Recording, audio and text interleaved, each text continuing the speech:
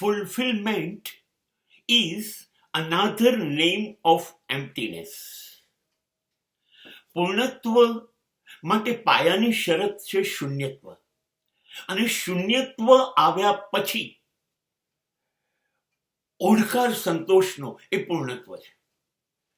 શૂન્યત્વનો અર્થ છે તમારા સિવાય અને તમે પણ ખુદ તમારામાંથી બાદ થઈ જાઓ.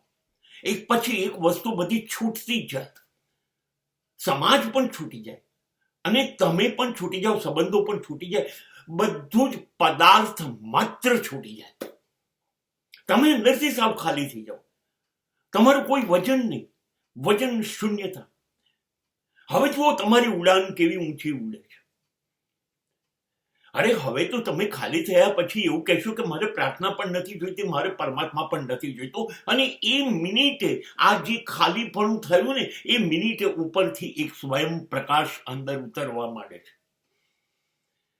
કેમ કે પરમાત્માને બોલાવવો હોય તો એની જગ્યા તો કરવી પડશે ને. તમે પહેલા સાવ ખાલી થઈ ગયા, હવે એને આવવા માટેનો રસ્તા ખુલ્યા, એના દરવાજા ખુલ્યા, બારીઓ નહીં, ચારે બાજુથી સમસ્ત દરવાજા તમારી અંદરથી ખુલ્યા અને હવે ચારે દરવાજાથી અંદર પ્રવેશે છે. જ્યારે ખાલીપણું હોય ને ત્યારે જ પૂર્ણ પરમાત્મા અંદર અવતરે, અને પછી તમે સાવ પરમાત્માથી ભરાઈ જશો, છલોછલ, લબોલબ. હવે તમારું બીજું નામ પરમાત્મા થઈ જશે, પણ પહેલા શરત છે તમે સાવ ખાલી થઈ જાઓ. ખાલી થશો તો ભરાવા માટે પરમાત્મા તૈયાર જ છે. ભરેલાઓને પરમાત્મા ભરતું નથી.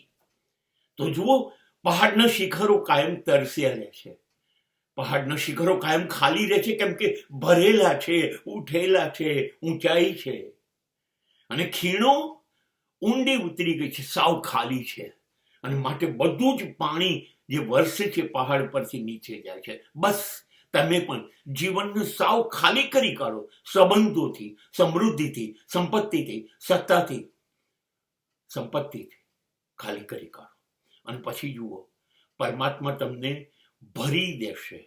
બીજા કશાની જગ્યા નહીં રહે. આ છે પૂર્ણત્વ.